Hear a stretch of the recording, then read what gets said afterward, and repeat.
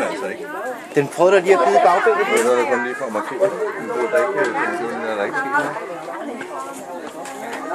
Hunden snuppede også et stykke kød foran tigeren.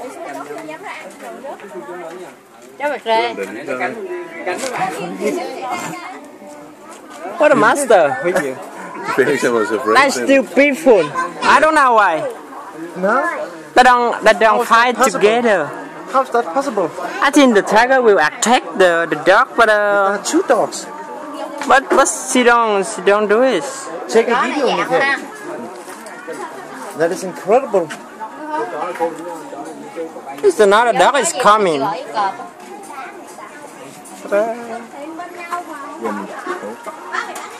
Hunden tog altså et stykke kød fra tigeren. Are they friends? Ôi, cho nước dừa nữa kìa. I don't Đây, cho know nước one. dừa nữa nè, dừa nè, dừa nè. Ăn thịt luôn mấy chó. Ôi, dừa. À, nó xuống nước. Sao xuống được? Còn hai nước nó bỏ mình xuống. Nó ăn gì kìa. Họ vứt mình con mà bơi giỏi. Kiếm đường giỏi. Nó xuống được. Nó ăn nó thích ăn quả này à? Dừa. Giờ cái gì nè, ở đây Nhìn cái cái gì đó. Here fair. sao nó xuống nước được? Okay. Sao không xuống? Step under. Nó ăn dừa luôn ha. Ê, con gì kìa ăn cái đầu gà. Step above. Phải ra ngoài cắt chậu để cho nó đậu. They don't want goats into the water. Yeah.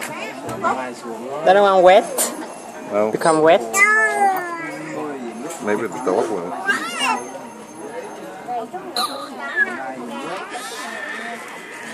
Đó, nó xuống rồi đó. Cẩn thận á.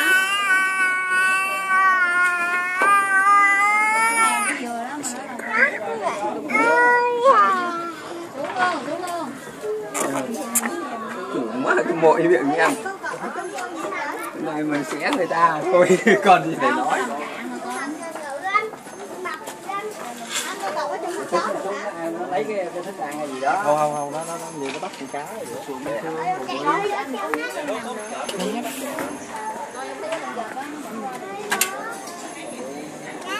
Nó cẩn thận thôi con này.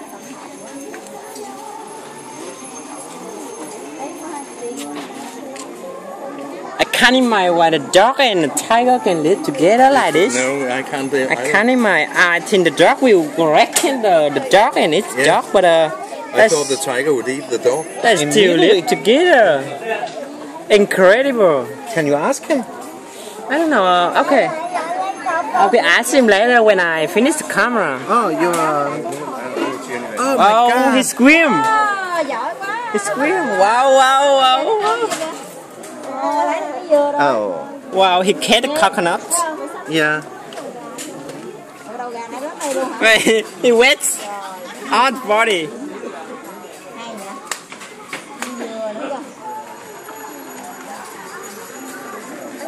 Nó tiểu con rạ. Nó tiểu. Jeg troede faktisk, hun skulle til at spise den, da den tog fat i filmen. Ja, det markerer mig.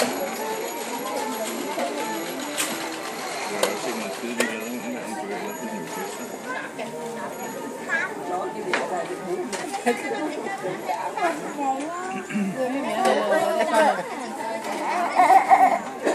He thirsty. Maybe there's meat inside. No, I think not meat.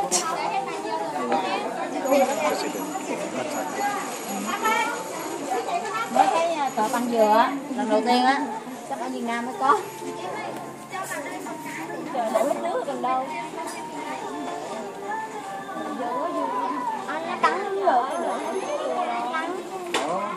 Nước đâu có đâu, nãy cái không à, cái không à.